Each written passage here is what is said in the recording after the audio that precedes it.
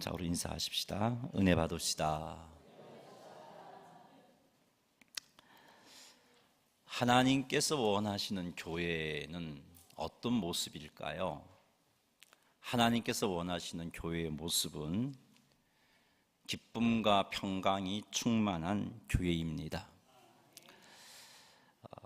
기쁨과 평강이 충만한 교회는 같은 말, 같은 마음, 같은 뜻으로서 하나님께서 주신 사명을 감당할 수 있습니다.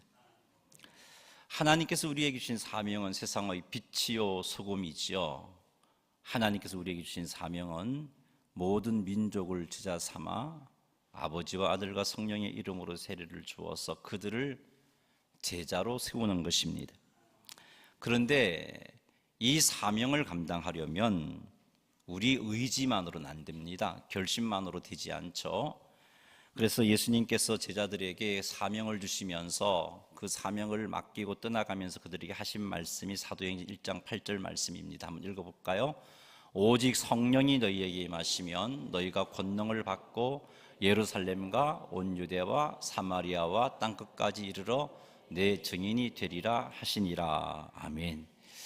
이 말씀을 보더라도 알 수 있듯이 교회가 사명을 감당하려면 성령 충만해야 합니다. 성도인 우리 한 사람 한 사람이 빛이 되고 소금이 되고 복음을 증거하는 삶을 살려면 성령 충만해야 되는 거죠. 그런데 성령 충만함이란 무엇이냐 하면은 방언을 하고 신비한 영적인 체험을 하는 그것만이 성령 충만이 아니에요. 성령 충만함이란 성령 하나님께서 나의 감정과 나의 의지와 나의 생각을 투장하는 상태가 성령 충만함입니다. 그래서 하나님의 뜻 앞에서 내 생각과 내 감정과 내 의지를 내려놓고 하나님의 뜻에 맞출 수 있게 되는 삶, 그런 삶을 사는 자는 성령 충만한 자라고 할 수 있습니다. 이렇게 되면 우리 한 사람 한 사람은 하나님께 주신 사명을 감당하는 성도의 삶을 살고, 그런 우리가 모인 교회는 하나님께 주신 사명을 멋지게 감당하는 교회가 되는 것입니다.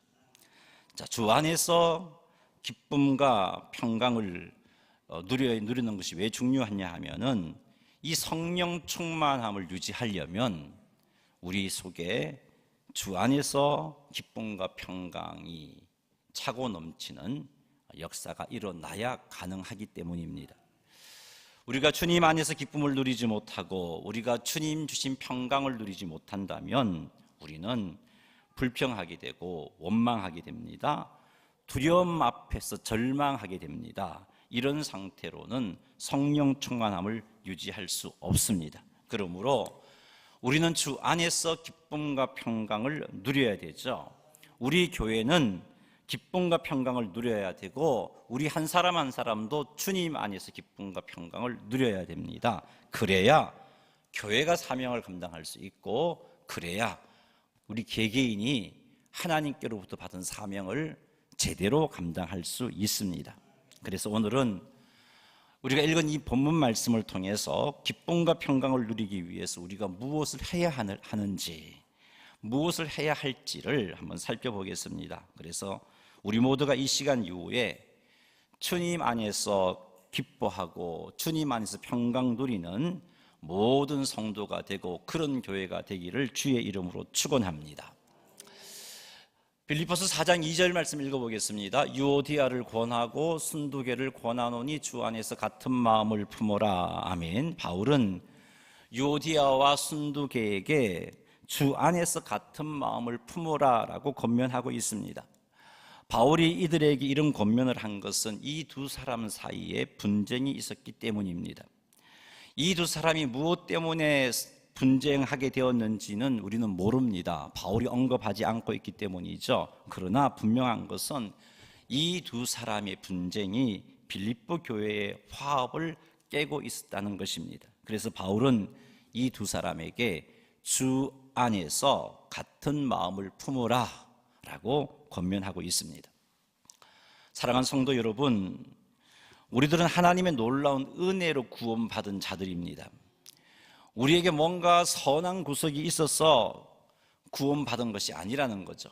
세상 예수 믿지 않는 자들과 비교해 볼 때 내게 뭔가 하나님 보시기에 아름다운 모습이 있고 선한 구석이 있고 말씀에 순종하는 아름다운 모습이 있고 그렇게 해서 우리가 구원받은 게 아니라는 것을 우리는 알아야 됩니다.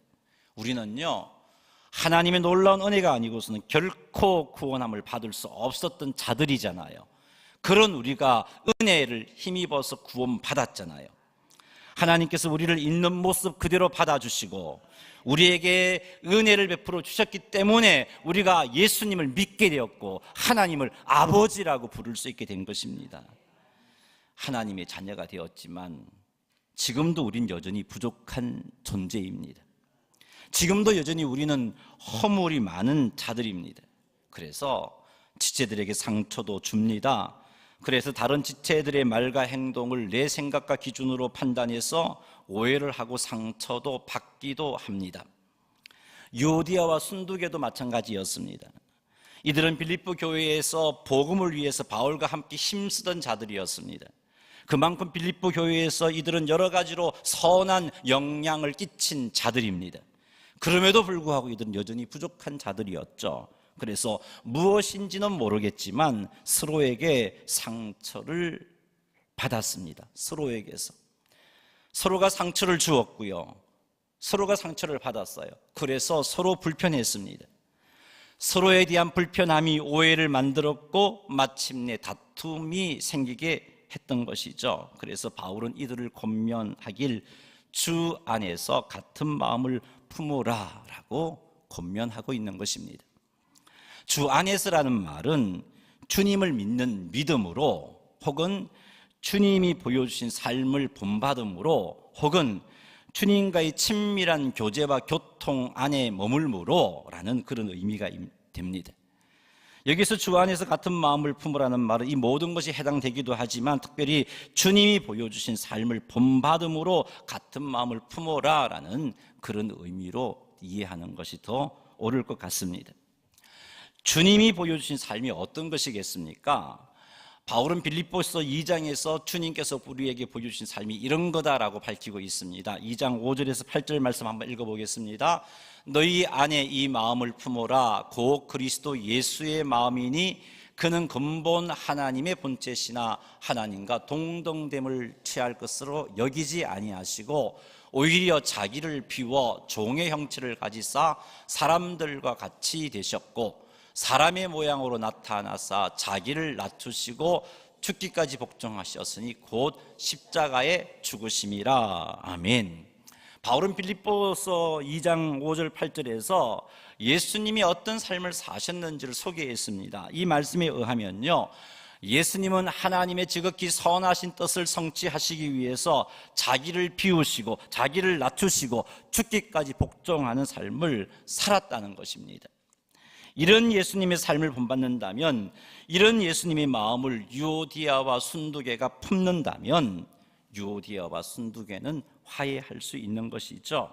하나님의 뜻을 성취하기 위해서 하나님의 뜻 앞에서 자기를 낮추시고 자기를 비워버렸었던 예수님의 마음을 품는다면 용서하지 못하고 이해하지 못할 일이 무엇이겠습니까? 그래서 바울은 유오디아와 순두계에게 주 안에서 같은 마음을 품으라 라고 권면하고 있는 것입니다. 주님의 마음을 품어서 화해하라고 권면하고 있는 것입니다. 사랑하는 성도 여러분, 우린 정말 완전하지 못한 자들이잖아요. 우리는 불완전한 자들입니다. 부족한 것도 너무 많습니다. 우리가 이런 존재라는 것을 우리 스스로 인정해야 합니다. 나도 부족하고 불완전한 존재이고 너도 부족하고 불완전한 존재입니다. 이런 우리가 모여서 교회 안에서 주신 사명을 감당하고자 하니까 실수도 하고 본의 아니게 상처도 주고 그렇게 하는 겁니다. 사랑하는 성도 여러분, 이때 우리가 해야 할 일은 주님 안에서 같은 마음을 품는 것입니다.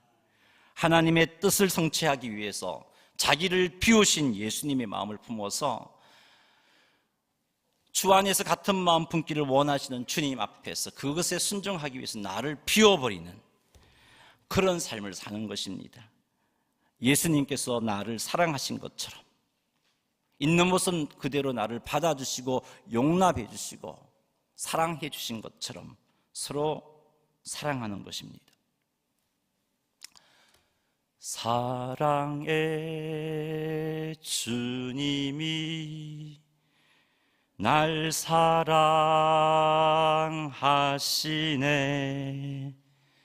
내 모습 이대로 받으셨네. 사랑의 주님이 날 사랑하듯이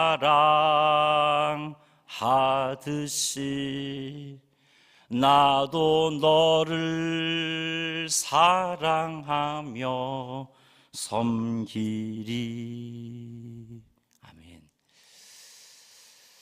주님이 나를 있는 모습 그대로 받아주시고 주님이 나를 용서하시고 용납하셨듯이 우리도 그 모습으로 지체들을 사랑하고 섬겨야 하는 것입니다. 이렇게 하여서 우리가 같은 마음을 품는다면 우리와 함께 하시는 성령 하나님께서 우리 가운데서 기뻐하십니다. 그로 인하여서 우리는 주님 주신 기쁨과 평강을 누리게 됩니다. 내 안에 거하시는 성령께서 말할 수 없이 기뻐하시니까 그 성령님으로 인하여서 내게도 기쁨이 생겨나고 평강이 생겨나게 되는 것입니다. 2절 말씀이 가르쳐 주시는 교회가 기쁨과 평강을 누리기 위해서 우리가 할 일은 주님을 본받는 삶을 살아서 서로 같은 마음을 품는 것입니다. 하나님의 뜻을 이루기 위해서 자기를 비우시고 낮추시고 죽기까지 복종하셨던 예수님을 본받아서 우리도 자기를 비우고 낮추고 죽기까지 복종하는 삶을 살아서 불편한 지체와 화해하는 것입니다. 사랑하는 성도 여러분, 주 안에서 같은 마음을 품으십시다. 자기를 비우고 낮추고 죽기까지 복종하셨던 주님을 본받아서 나를 비워 같은 마음을 품어서 주님의 교회의 기쁨과 평강이 충만케 하는 성도님들이 다 되시기를 주님의 이름으로 축원합니다. 빌립보서 4장 4절 말씀 한번 읽어보겠습니다. 주 안에서 항상 기뻐하라. 내가 다시 말하노니 기뻐하라. 아멘. 이 4절 말씀이 가르쳐 주시는 교회가 기쁨과 평강을 누리기 위해서 우리가 해야 할 일은 주 안에서 항상 기뻐하는 것입니다.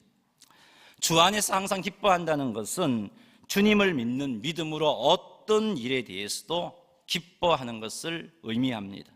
주님을 믿는 믿음으로 고통의 때에도 기뻐하는 것이요, 주님을 믿는 믿음으로 슬픔을 만나도 기뻐하는 것이요, 주님을 믿는 믿음으로 핍박을 당하여도 기뻐하는 것이 주 안에서 항상 기뻐하는 것입니다. 이렇게 항상 기뻐하는 성도의 삶을 살려면 하나님에 대한 분명한 믿음이 있어야 돼요. 하나님에 대한 분명한 믿음이 있어야 우리들이 무슨 일을 만나도 그 믿음 때문에 기뻐할 수 있는 겁니다. 하나님에 대한 어떤 믿음이 있어야 할까요? 첫째는 나를 사랑하시는 하나님께서 모든 일을 섭리하신다는 믿음이 있어야 합니다. 지극히 선하신 하나님께서 모든 것을 주관하신다는 믿음이 우리에게 있어야 하는 거예요. 여러분, 하나님의 허락 없이 이 땅에 일어나는 일은 없습니다. 하나님의 허락함 없이 이 땅에 일어나는 일은 하나도 없습니다. 모든 것이 선하신 하나님의 허락하심 속에서 일어나는 것이에요. 예수님께서 이런 말씀을 하셨죠. 한번 읽어볼까요? 마태복음 10장 29절입니다. 참새 2마리가 한 아사리온에 팔리지 않느냐? 그러나 너희 아버지께서 허락하지 아니하시면 그 하나도 땅에 떨어지지 아니하리라. 아멘. 여러분, 참새가 사냥꾼이 잡히는 것도 하나님이 허락하지 않으면 잡히지 않으신다라고 예수님이 말씀하고 계십니다. 그 흔한 참새도 말이죠. 여러분, 이 땅에 일어나는 모든 일들은 하나님의 통치 아래 일어납니다. 지극히 선하신 하나님의 다스림 속에서 일어나는 일들입니다. 나를 지극히 사랑하시는 하나님의 뜻 안에서 모든 일들이 우리에게 일어나는 것입니다. 이런 믿음을 소유해야 우리는 항상 기뻐할 수 있습니다. 힘든 일을 만나도 그 힘든 일이 어떻게 일어난 거라고요? 나를 사랑하시는 선하신 하나님이 허락 속에서 일어난 일이랍니다. 그러면은 그 일이 지금은 모르겠지만 그게 하나님 나라에게도 유익하고 내게도 유익하다는 것을 우리는 알 수 있기 때문이죠. 이런 믿음으로 우리는 기뻐해야 됩니다. 이런 믿음이 있어야 항상 기뻐할 수 있습니다. 이런 믿음이 있어야 모든 일들 가운데 고난 속에서도 핍박 속에서도 기뻐할 수 있습니다. 사랑하는 성도 여러분, 하나님을 믿는 믿음으로 항상 기뻐합시다. 선하신 하나님께서, 우리를 사랑하시는 하나님께서 모든 것을 주관하심을 믿으십시다. 그리고 그 믿음으로 항상 기뻐하시는 성도님들이 되시기를 주님의 이름으로 축원합니다. 할렐루야. 항상 기뻐하기 위해서 소유해야 할 하나님에 대한 믿음 두 번째는요, 하나님께서 모든 것을 주관하심의 목적은 하나님의 선하신 뜻을 이루기 위함이다라는 믿음입니다. 하나님이 선하신 뜻이 있는데 그 선하신 뜻을 성취하기 위해서 때로는 악을 그냥 막지 아니하시고 두고 보시기도 하시고, 때로는 그 선하신 뜻을 이루기 위해서 막기도 하시고 심판하기도 하시고 그렇게 하시는 거예요. 우리에게 일어나는 모든 일들은 하나님의 섭리 아래에서 일어납니다. 그리고 이 모든 일들은 하나님의 선하신 뜻을 이루기 위해서 일어납니다. 우리는 이 믿음을 소유해야 합니다. 그래야 항상 기뻐할 수 있습니다. 여러분, 바울이 필립보 지역에서 열심히 전도했습니다. 놀라운 복음의 역사가 일어났습니다. 많은 영혼들이 죽기로 돌아왔습니다. 그런데 왜 하나님은요, 그 바울을 죄수가 되게 만들어서 고발당하여 필립보 감옥에 갇히게 하셨을까요? 막아주실 수도 있잖아요. 근데 왜 그렇게 하셨을까요? 왜 그렇게 열심히 복음을 전가하는 바울이 옥에 갇히고 매를 맞고 그런 수치와 고난을 당하게 하셨을까요? 하나님께서 그렇게 하신 이유는 필립보 감옥의 간수장 집안을 구원하시려는 하나님의 선하신 뜻을 이루기 위함이었어요. 여러분, 유대인들에 의해서 바울이 예루살렘에 올라갔을 때 고발당하였습니다. 죄가 없음에도 불구하고 죄수의 몸으로 2년 이상을 예루살렘에서 당하여 있었습니다. 뿐만 아니라 죄수가 되어서 죄가 없음에도 불구하고 죄수가 되어서 로마로 압송되었습니다. 왜 하나님께서 그렇게 하셨을까요? 이 역시 로마 땅에서 복음을 선포하시려고자 하시는 하나님의 선하신 뜻을 이루시고자 하나님이 섭리하신 것입니다. 하나님의 선하신 뜻을 위하여 때로는 우리에게 고난도 찾아오고, 하나님의 선하신 뜻을 위하여 때로는 우리들에게 핍박도 생기는 겁니다. 여러분, 하나님의 선하신 뜻을 이루기 위해서 내가 고난을 당한다면, 하나님의 선하신 뜻을 이루기 위해서 내가 핍박을 당하는 것이라면 나는 어떤 존재이죠? 하나님께서 하나님의 선하신 뜻을 이루시는 일에 나를 동력자로 삼으신 그런 자라는 사실을 우리는 알 수 있습니다. 나를 동력자로 삼았어요. 무엇에? 하나님의 선하신 뜻을 이루는 일에 나를 동력자로 삼았단 말이에요. 아무것도 아닌 나를 말이죠. 하나님께서 하나님의 선하신 뜻을 이루기 위해서 하나님의 동력자로 삼아주신 것이 얼마나 감사할 일입니까? 얼마나 귀한 일입니까? 얼마나 영광스러운 일입니까? 그러니 고난 중에도 기뻐해야 되는 것이에요. 그리고 이런 고난 뒤에는 반드시 상급을 주십니다. 그래서 예수님께서도 고난 중에 기뻐하고 즐거워하라고 말씀하셨어요. 우리 마태복음 5장 11절 12절 말씀 읽어보겠습니다. 나로 말미암아 너희를 욕하고 박해하고 거짓으로 너희를 거슬러 모든 악한 말을 할 때에는 너희에게 복이 있나니 기뻐하고 즐거워하라. 하늘에서 너희의 상이 큼이라. 너희 전에 있던 선지자들도 이같이 박해하였느니라. 아멘. 핍박을 당하거든 오히려 어떻게 하라고요? 상이 있음을 알고 기뻐하고 즐거워하라라고 말씀하고 계십니다. 이것이 예수님이 우리에게 가르쳐주신 가르침입니다. 그러니 사랑하는 성도 여러분, 하나님을 믿는 믿음으로 기뻐합시다. 하나님께서 모든 것을 주관하신다는 믿음을 가지고 기뻐합시다. 모든 것을 주관하심의 목적은 하나님의 선하신 뜻을 이루기 위함이라는 것을 믿고 기뻐하시는 여러분 되시기를 주의 이름으로 축원합니다. 나를 동력자로 삼으신 사실도 기억하시고 그 고난 가운데 승리하는 자로 쓸 때 하나님 나라의 위대한 상급이 있음도 기억하시고 기뻐하고 즐거워하시는 우리 오천제 일개 성도님들이 다 되시기를 주의 이름으로 축복합니다. 항상 기뻐하기 위해서 소유해야 할 하나님에 대한 믿음 세 번째는요, 내가 감당할 만하니까 허락하신 일이고, 그리고 분명히 이것을 넉넉히 감당할 수 있도록 도우신다는 믿음이에요. 고린도전서 10장 13절 읽어보겠습니다. 사람이 감당할 시험 밖에는 너희가 당한 것이 없나니 오직 하나님은 믿보사 너희가 감당하지 못할 시험 당함을 허락하지 아니하시고 시험 당할 즈음에 또한 피할 길을 내사 너희로 능히 감당하게 하시느니라. 아멘. 여러분, 하나님은 나를 누구보다도 더 잘 아십니다. 하나님은 나를요 내 아내보다 더 잘 알고 계시고, 하나님은 나를 내 어머니보다 더 잘 알고 계시고, 아니 하나님은 내가 나를 아는 것보다 더 잘 알고 계십니다. 이렇게 나를 잘 아시는 하나님께서 하나님의 선하신 뜻을 이루실 때, 동력자로 부르실 때 내가 감당하지 못할 일을 허락하실 리가 없단 말이에요. 나를 이렇게 잘 아시는 하나님께서, 나를 누구보다 잘 아시는 하나님께서 나를 동력자로 불러서 핍박을 받게 하시고 또 고난을 겪게 하실 때 내가 감당하지 못할 핍박과 고난을 허락하실 리가 없단 말입니다. 하나님은 그런 분이 아니에요. 하나님은 우리가 감당할 것만 허락하십니다. 그리고 피할 길도 만들어서 넉넉히 감당하게 하시는 분이십니다. 그러니 이런 믿음을 가지고 우리에게 무슨 일이 일어나든지 주님을 믿는 믿음으로 항상 기뻐하는 성도님이 되시기를 주의 이름으로 축복합니다. 이렇게 주 안에서 항상 기뻐하면, 주님을 믿는 믿음으로 주 안에서 항상 기뻐하면 하나님의 선하신 뜻이 우리를 통하여 이루어지는 것을 우리는 보게 될 것입니다. 주 안에서 항상 기뻐하는 것은 하나님을 향한 우리의 믿음의 표현입니다. 하나님을 믿는다는 입술의 고백이 아니라 정말 믿는다는 믿음의 표현인 것이죠.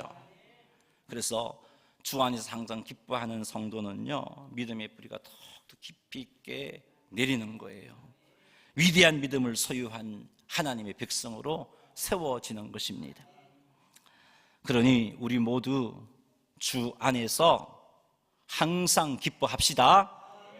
옆 사람에게 이야기합시다. 주 안에서 항상 기뻐합시다.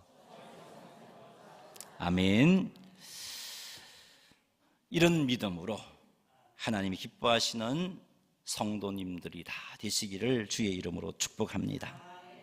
주 안에서 항상 기뻐하는 삶을 사는 것은요, 하나님을 믿는 믿음으로 고난 중에 하나님께 나아가는 것입니다. 주 안에서 항상 기뻐하는 삶을 사는 것은요, 하나님을 믿는 믿음으로 고난 중에 문제가 아닌 하나님만을 바라보는 것입니다.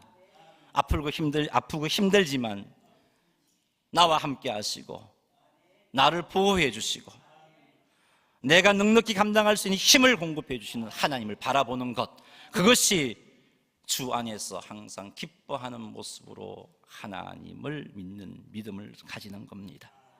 우리가 이렇게 고난 중에 하나님을 바라보며 항상 기뻐할 때 우리 하나님이 영광을 받으십니다. 우리가 하나님께 영광을 받으시는 삶을 살 때 우리와 함께 하신 성령 하나님이 얼마나 기뻐하시겠어요? 우리와 함께 하신 성령님이 얼마나 내 속에서 충만하게 역사하시겠어요? 그래서 우리는 주 안에서 항상 기뻐하는 삶을 살게 되면 성령 충만함 유지가 되어지는 겁니다. 그래서 우리는 사명을 넉넉히 감당하는 자가 되는 것입니다. 우리 한번 같이 찬양을 해볼까요? 때로는 너희 앞에 어려움과 아픔이 있지만 담대하게 주를 바라보는 너의 영혼. 우리 반주에 맞추어서 한번 찬양해 보겠습니다.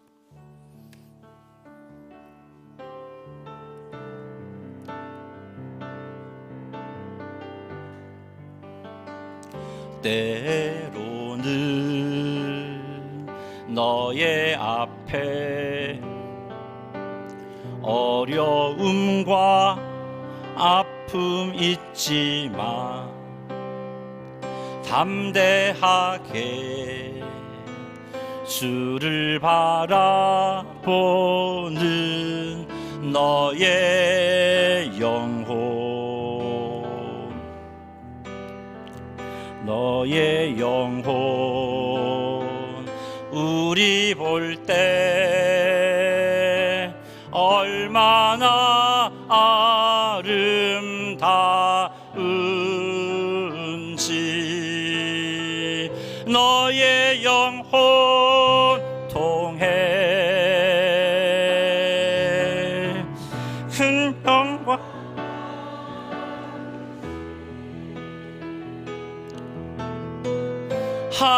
하나님을 찬양 오 할렐루. 우리 한 번 더 고백해 봅시다. 때로는 너의 앞에 어려움과 아픔 있지만 담대하게 주를 바라보는 너의 영혼, 너의 영혼 우리 볼 때 얼마나 아름다운지 너의 영혼 통해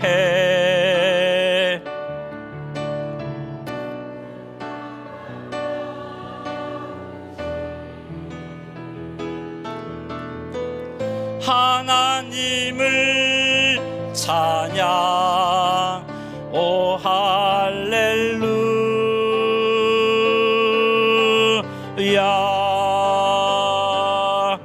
아멘. 빌립보서 4장 5절 말씀 읽겠습니다. 너희 관용을 모든 사람에게 알게 하라. 주께서 가까우시니라. 아멘. 5절이 가르쳐주시는 교회가 기쁨과 평강을 누리기 위해서 우리가 해야 할 일은 우리의 관용을 모든 사람에게 알게 하는 것입니다. 여기서 말씀하시는 관용의 의미는 손해를 당하고 핍박을 당해도 쉽게 동요하거나 넘어지지 않고 인내하는 것이고요, 자신의 당연한 권리를 포기하고 넓은 마음으로 남을 품는 것, 그것이 관용입니다. 이런 관용을 자신을 핍박하는 사람까지 포함해서 모든 사람에게 알게 하라. 그 말은 베풀라고 말씀하고 있습니다. 이런 행동 역시 예수님께서 반드시 우리의 억울함을 풀어주신다는 믿음이 있어야 할 수 있는 행동입니다. 공의의 하나님께서 반드시 공의를 나타내신다는 믿음이 있어야 할 수 있는 행동인 거죠. 시편 37편 5절 6절에 이런 말씀이 있습니다. 같이 읽어보겠습니다. 내 길을 여호와께 맡기라. 그를 의지하면 그가 이루시고 내 의를 빛같이 나타내시며 내 공의를 정오의 빛같이 하시리로다. 아멘. 여러분, 이 말씀을 믿는 자만이 할 수 있는 행동이에요. 하나님께 맡기면 하나님께서 이루시고 하나님께서 우리의 의를 빛같이 나타내시고 우리의 공의를 정오의 빛같이 하신다는 믿음이 있을 때 모든 사람에게, 심지어 나를 핍박하는 사람에게까지 관용을 베풀 수 있는 겁니다. 사랑하는 성도 여러분, 억울한 일을 당하셨습니까? 그 억울함을 우리가 풀려고 해서는 안 돼요. 우리에게는 우리를 사랑하시는 공의의 하나님이 계시잖아요. 우리를 사랑하시는 공의의 하나님께서 반드시 우리의 억울함을 풀어주십니다. 그러니 이 믿음을 가지고 관용을 베푸시기를 바랍니다. 이 믿음으로 나에게 손해를 끼치고 나에게 아픔을 준 자에게도 관용을 베푸시는 여러분 되시기를 바랍니다. 그리하면 우리와 함께 하신 성령님께서 기뻐하십니다. 그래서 우리 영혼 깊은 곳에서 기쁨이 솟구쳐 날 수밖에 없고요, 주님께서 우리에게 주신 평강이 우리에게 차고 넘칠 수밖에 없는 것입니다. 앞에서도 말씀드렸듯이 관용을 베푸는 것은요, 하나님께 맡기면 하나님께서 나의 억울함을 풀어주신다는 믿음이 있어야 할 수 있는 행동이에요. 그래서 바울은 5절에서 이렇게 말씀하고 있어요. 우리 5절 다시 한번 볼까요? 너희 관용을 모든 사람에게 알게 하라. 주께서 가까우시니라. 주께서 가깝다라고 말씀하고 있어요. 관용을 모든 사람에게 알게 하라 하고서는 바로 다른 이유도 설명하지 않고 그냥 주께서 가깝다라고 말씀하고 계신데, 주께서 가깝다는 말은 주님의 재림이 가깝다는 말입니다. 주님이 재림하시면 선악간에 심판하시고 그래서 우리의 억울함을 풀어주시죠. 그래서 주님이 가깝다는 말을 하고 있는 거예요. 그러나 바울이 주께서 가깝다고 말씀하신 것은 주님이 재림하시면 우리의 억울함이 다 풀려지니까 그때까지 기다려야 돼, 그때를 믿고 지금은 관용을 베풀라, 그런 의미만으로는 말씀한 게 아니에요. 물론 주님이 재림하시면 우리의 억울함을 다 풀어주십니다. 그러나 재림 전에도 이 땅에서도 우리 주님께서는 택하신 자들의 억울함을 풀어주신다고 약속하고 계셨어요. 누가복음 18장 7절 말씀 읽어보겠습니다. 하물며 하나님께서 그 밤낮 부르짖는 택하신 자들의 원한을 풀어주지 아니하시겠느냐, 그들에게 오래 참으시겠느냐. 아멘. 하나님께 맡기며 기도하는 자들의 억울함을 하나님께서 속히 풀어주시겠다고 약속해 주신 예수님의 말씀입니다. 결코 오래 참지 않으신다는 말씀입니다. 그러니 모든 것을 하나님께 맡기고 관용을 베푸시는 우리 오천제일교회가 되시기를 주의 이름으로 축원합니다. 그러면 기쁨과 평강이 충만한 교회가 되어질 수 있습니다. 마지막으로 빌립보서 4장 6, 7절 말씀 읽어보겠습니다. 아무것도 염려하지 말고 다만 모든 일에 기도와 간구로 너희 구할 것을 감사함으로 하나님께 아뢰라. 그리하면 모든 지각에 뛰어난 하나님의 평강이 그리스도 예수 안에서 너희 마음과 생각을 지키시리라. 아멘. 6절과 7절이 가르쳐 주시는 교회가 기쁨과 평강을 누리기 위해서 우리가 해야 할 일은 아무것도 염려하지 말고 오로지 모든 일에 감사함으로 기도하는 것입니다.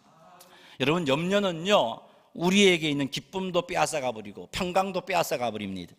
염려는 더 깊은 절망에 빠지게 만들어요. 염려는 감사도 사라지게 만듭니다. 염려한다고 문제가 해결되는 건 아닌데 말이죠. 염려는 엄청난 스트레스로 우리의 몸도 상하게 만들고, 염려는 하나님에 대한 믿음을 흔들어서 우리의 영혼도 병들게 만듭니다. 그럼 염려에 사로잡히지 않으면 어떻게 해야 하는가? 문제를 가지고 하나님께 나아가야 됩니다. 기도의 자리로 나아가야 되는 거예요. 기도의 자리로 나아가서 염려되는 모든 일들을 하나님께 고하셔야 됩니다. 간절히 고하셔야 됩니다. 근데 기도가 안 되잖아요. 너무 힘들면요, 기도가 안 되잖아요. 그때는요, 하나님 앞에 기도가 안 되는 채로 나아가셔서 그냥 아버지, 그냥 아버지 이름만 부르세요. 기도가 안 되면 아버지 아시잖아요. 아버지, 내가 힘든 것 아시잖아요. 아버지, 내가 무엇을 기도해야 될지도 모르겠고요, 견딜 수가 없어요. 이런 마음으로 아버지의 이름을 부르시기 바랍니다. 그래야 염려를 극복할 수 있어요. 기도가 되지 않는다고 염려하고 앉아있으면 그 염려가 사라지지 않습니다. 이렇게 아버지의 이름을 한창 부르다 보면은 기도할 수 있는 평안이 생겨요.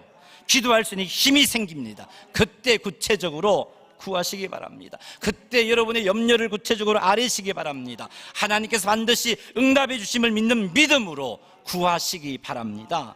감사함으로 구하라는 말은요, 반드시 내 기도를 하나님께서 들어주실 것이기에 그런 믿는 믿음으로 구하라는 그런 의미인 거예요. 감사함으로 구하라. 여러분, 이런 믿음으로 구하시기 바랍니다. 이렇게 기도하면 주님이 주시는 평강이 생겨요. 무거운 마음으로 기도의 자리로 나아갔다 할지라도 이렇게 기도하면 평강을 품고 일어설 수 있어요. 물론 또 삶의 현장으로 들어가다 보면 또 염려가 생기고 또 우리의 마음이 무거워질 수도 있습니다. 그럼 그때 또다시 기도의 무릎을 꿇으시면 돼요.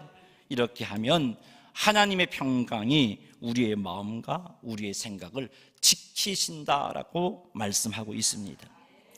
우리의 마음과 우리의 생각에 하나님의 평강을 채우시는, 하나님의 평강으로 채우시는 하나님이 어떤 분이시냐? 빌립보서 4장 6, 7절 말씀해 보니까 지극히